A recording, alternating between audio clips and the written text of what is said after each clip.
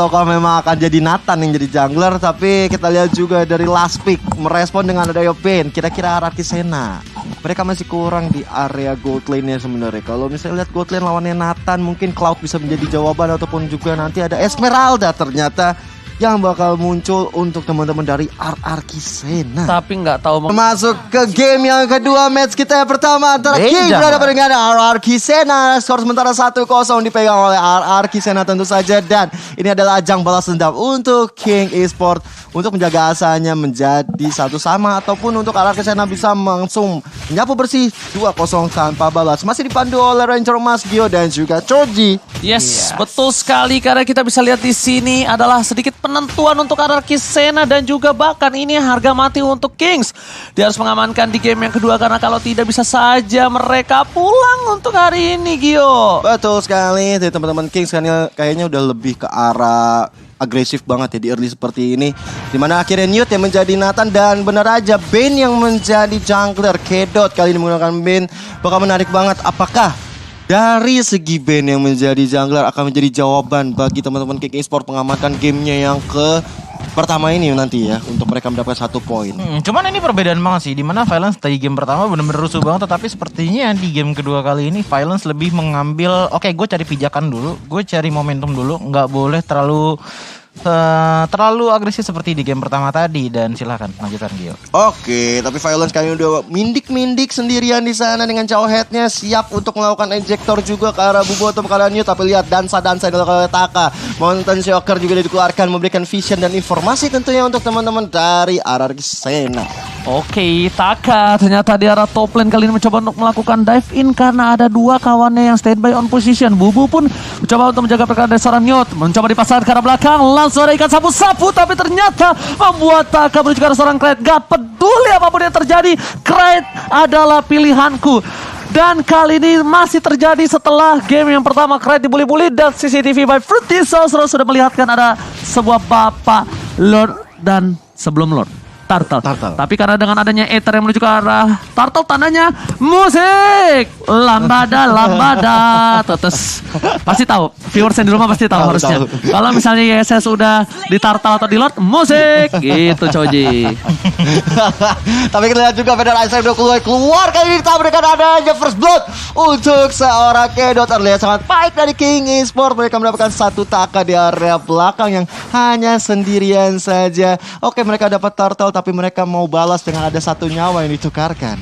Oke, ini berat banget dengan Taka yang sudah tumbang 1 kali, bahkan Newt di cover habis-habisan. Babysit yang cukup bagus dari seorang Bubu membuat Newt sangat memiliki keuntungan. Bahkan dengan adanya seorang Ether yang masih harus farming menuju ke arah top lane, Mountain Shocker telah dibuka. Oh my god, kali ini sepertinya mereka tidak bisa sembarangan masuk.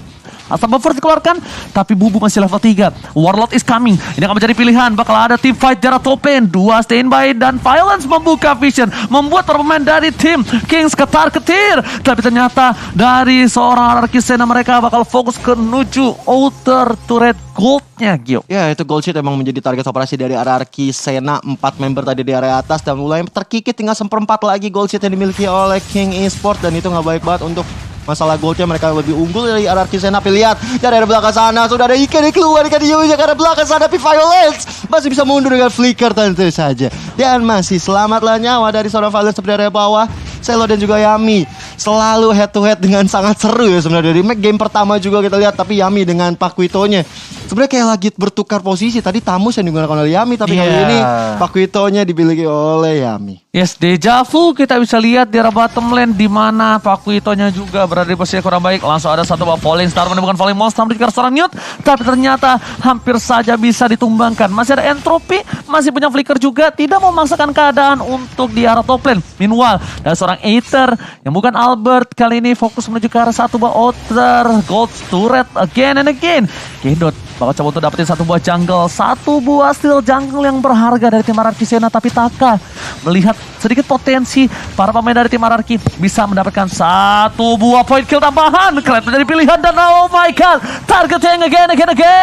Kali ini menuju ke arah seorang Clyde, membuat satu poin yang mahal dan langsung saja Turtle diamankan untuk kedua kalinya. Yes, so untuk kedua kalinya kali ini untuk Aether. Bahkan ada Mountain Shocker yang udah dikeluarkan juga tadi sepertinya. Oh nggak jadi, ternyata bukan Mountain Shocker. Gayanya Trestless ternyata. Gaya. Salah animasi saya melihatnya. Cuman gini sih, ngelihat dari jungler kedua belah tim ya, Kings dan juga RRQ, di mana Aether megang Yisun Shin dan juga Kedot megang Bin, yang dimana kedua hero ini bener item dependent bisa dibilang, apalagi dengan Magic Bane yang dimana butuh banget yang namanya item. Jadi kenapa RRQ di early-nya nggak terlalu agresif ya, karena balik lagi mereka bener-bener pengen main nyantai dulu, pengen nyari pijakan dulu, pengen nyari safe zone dulu di arah late game-nya, yang dimana kalau untuk urusan Newt itu mungkin bisa diambil oleh Yamin dan juga Violence, mengingat mereka bisa langsung menuju ke arah backline atau Warlord dengan Space Escape dan juga Deadly Magic-nya. Ini bisa kita bilang Kedot dengan Bane-nya ini secara tidak langsung Sun digantikan oleh seorang Bane. Mereka bermain objektif ya, minta lihat Selo langsung hilang begitu saja telan bumi dengan passive yang bikin seorang Aether di top lane sana. Kalian jadi pilihan, Flashshot jadi pilihan, dan bahkan di sisi lain Newt-nya Feresa terbuka, tak bisa bertanda mendapatkan Luke Fauci pekat, Bobo menjadi pilihan, dan di sisi masih ada Flicker, mencoba di-dive-in kah? Tidak, Aether, what are you doing? Merasa satu batu red dan triple kill Israel, looking for Mediac dari top lane dari seorang Aether, dan ternyata nampaknya Aether nggak mau birahi, nggak mau mendapatkan poin lebih, tapi dia mau objektif, dia ingin kemenangan untuk kali ini, Kyo. Yes, bahkan triple kill yang sungguh berharga bagi RRQ Sena kali ini membuat mereka di atas angin untuk game yang kedua kali ini. Bahkan kalau kita lihat teman-teman dari Kings Esports, mereka udah kehilangan satu outer turret di area bawah dan menuju ke outer turret di area atas kali ini, tapi ternyata Taka masih belum bisa menumbangkan satu outer turretnya. Dan teman-teman dari Kings, mereka benar-benar bergantung banget dengan Newt nanti di area late game. Dan tentunya dengan adanya Kedot mungkin yang akan juga bertahan sampai late game ini, mesti banget mereka bertahan sekuat tenaga sih kalau menurut gua.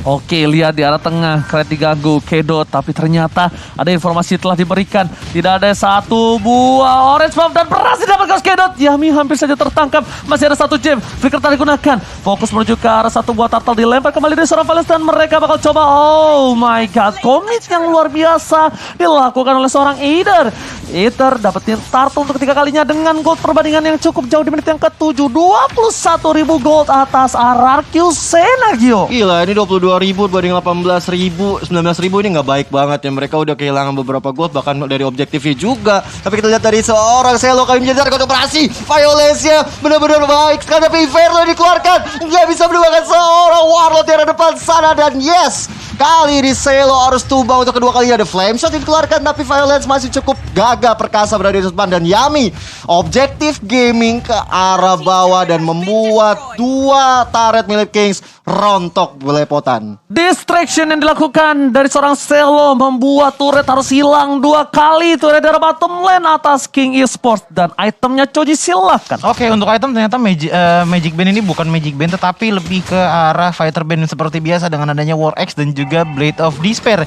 Dan kalau kita lihat dari Yisun Shin-nya seorang Aether, kita lihat udah ada War Axe dan juga Blade of Despair, yang dimana satu Endless Battle ini lagi dibikin untuk membuat true damage yang makin lebih sakit lagi di saat Traceless sudah dikeluarkan. Tetapi Harley Genius One juga sudah diamankan, yang berarti kekuatan dari Poco Trick-nya ditambah lagi dengan Deadly Magic-nya ini bakalan jadi fatal banget kalau misalkan kena ke badan Nathan ataupun Farsha. Masalahnya dengan adanya ISS yang memiliki keuntungan gold yang cukup banyak kali ini di mid game, dia sakit sekali. Yes. Belum punya armor untuk bisa ditahan. Fokus menuju ke arah tengah dari para pemain dari tim RRQ masih bisa ditahan oleh tim King Esports. Nampaknya dari Aether memilih menuju ke arah Purple Buff terlebih dahulu. Apakah kali ini menuju ke arah Turtle atau Turtle-nya bahkan dibiarkan untuk menjadi Lord? Ini adalah satu buah keputusan yang cukup sulit dia dapatkan oleh tim RRQ Sena, Gio. Tapi kayaknya dari pergerakan dilakukan oleh Aether, dia udah nunggu banget untuk turtle berikutnya. Tapi lihat di area atas, ternyata Warlord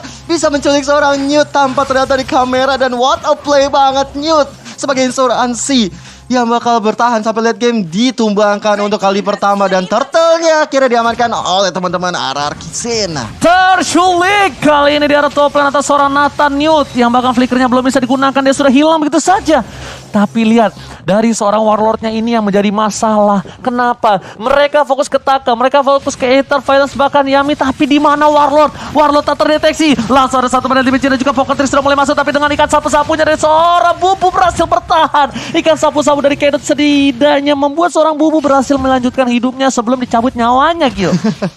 Benar banget, karena kalau dicabut nyawanya nggak ada lagi tanki yang akan berada di garis depan. Dan itu bakal jadi kerugian banget Federasi. Tapi pop up kali oleh seorang Krayt mencoba untuk memukul mundur teman-teman dari RRQ Sena dan bahkan dari seorang Aether langsung aja nyolong ke arah purple buff. Dan ini nggak baik banget untuk seorang Kedot di garis depan nantinya ketika ada team fight. Oke, owning yang dapatkan. Fokus menuju ke arah Miture, tapi lihat Valistar menuju ke arah seorang Selo bakal menjadi pilihan di arah belakang sana. Krayt hilang. Krayt bersama dengan Kedot bakal menjadi pilihan kedua. Bahkan 2 poin utama dari King hilang di tengah sana. Akankah bisa bertahan King Esport dengan 24 detik? Minion bergerak ke arah tengah. Mid lane turret bakal menjadi pilihan untuk tim dari RRQ Sena, Gio. Gila, ini Kings bener-bener nggak dalam performa terbaiknya di playoff kali ini karena RRQ Sena begitu perkasanya mereka, begitu pemilihan hero yang benar-benar efektif sampai sekarang dan bahkan di early-nya sampai kali ini di area mid.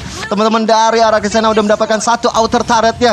Bubu di garis depan, apa yang akan dia lakukan? Hanya memberikan suatu informasi aja. Sudah ada Valistarman dari Taka, tapi nggak kena siapa-siapa. Tidak ada siapa-siapa di sana. Ada Bubu di depan sama dan replaynya langsung Choji. Iya, sebenarnya kalau lihat dari replaynya, kenapa RRQ bisa sekuat ini di arah mid game-nya? Karena dari team fight yang di early itu diambil sama RRQ, yang dimana di saat modal pertama sudah diamankan menjadi domino effect, yang dimana kalau misalkan dari Kings berlima pun pasti ada momen pick off-nya, dan pick off itu yang membantu modal untuk RRQ. Silakan. Oh, Violence, lihat dia nungguin seorang di belakang bakal bersama dengan seorang Krayt harus hilang. Dan belum didapatkan. 3 tershutdown seorang Warlord, tapi ternyata bisa pulang. 4 dan hampir saja 4 hilang. Kedot masih mampu laju ke arah belakang, tapi lihat turretnya dan Violence bergerak dengan luar biasa bagus. Dia nunggu di arah belakang. Bubu dengan Kedot masih ada ikan sapu-sapu, ternyata udah tidak ada Valistarman telah dibuka dan menuju ke arah belakang. Langsung dengan satu kedua strike-nya Bubu down. Bubu terkena call dan bahkan para pemain dari tim RRQ kali ini mendapatkan inhibitor turret. Fokus menuju ke arah base-nya.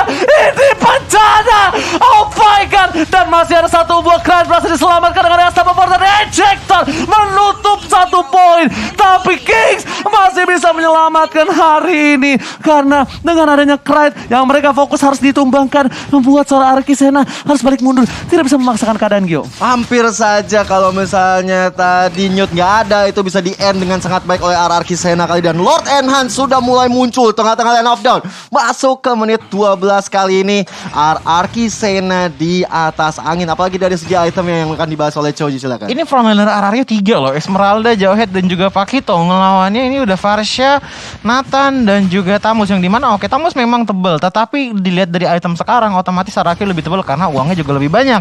Dan dari pick off yang tadi udah gue sebut lah, yang membuat modal RRQ makin besar lagi, yang membuat Kings bisa banget untuk melakukan comeback asalkan satu, momentum yang bisa diuntungkan sama Kings. Karena kalau bisa dibilang ngejar gol pun juga sudah sulit sekarang di arah late game. Tapi lihat, Lordnya dibiarkan begitu saja. Pakito sudah tumbang, ikan sapu-sapu telah keluar, tapi di belakang sana, oh my god, Krayt again. Double kill dapatkan, Newt sudah ada flicker, Asapa Force, Ejector, dan bahkan tumbang oleh seorang Violence. Tergab berlihat apapun itu di depan sana, tapi ternyata Bubu menjadi pilihan. Kedot versus everybody, Kedot dapat satu, Selo bakal hilang juga. Dan disinilah penentuan antara Kedot akan mampu mempertahankan dirinya karena looking for wipeout. This is it, wipeout diamankan oleh tim RRQ Sena. Ini bencana. Satu gerobak tapi masih bisa ditahan karena lihat di bottom lane turret bakal menjadi pilihan. Krayt is coming. Krayt bakal coba untuk clear minion dengan cukup mudah dengan satu buah Feather Strike, tapi ini saatnya RRQ Sena mendapatkan Bapak Lord yang terhormat, Gio. Ya, ini benar-benar Aether bermain sangat-sangat cemerlang dan juga tangkas. Bahkan wipeout yang didapatkan oleh RRQ Sena.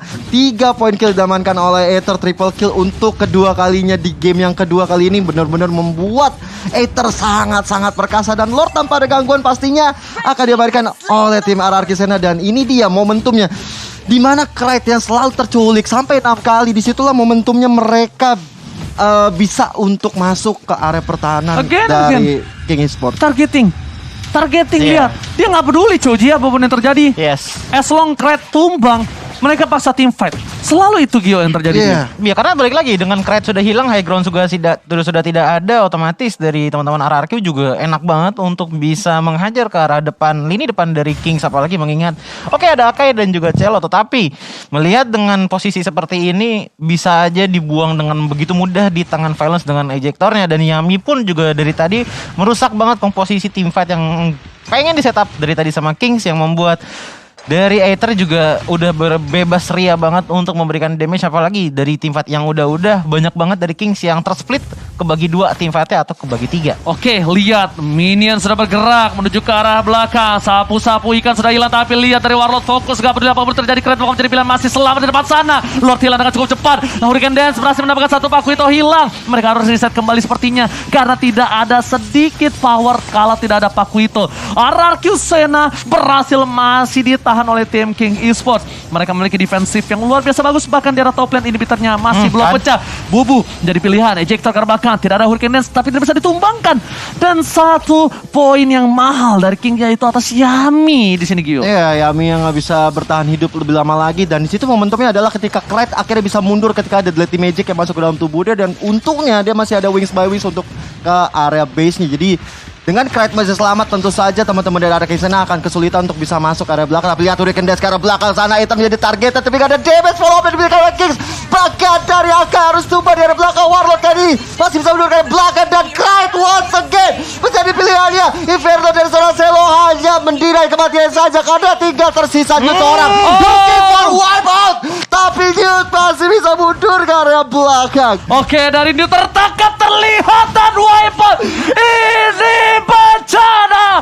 RRQ Sena mampu menundukkan King Esports dan membuktikan raja dari segala raja melaju ke babak selanjutnya. Congratulations untuk RRQ Sena. Yes, RRQ Sena berhasil melibas habis King Esports 2-0 tanpa balas dengan permainan ciamik dari game pertama sampai game kedua, benar-benar owning. Kalau bisa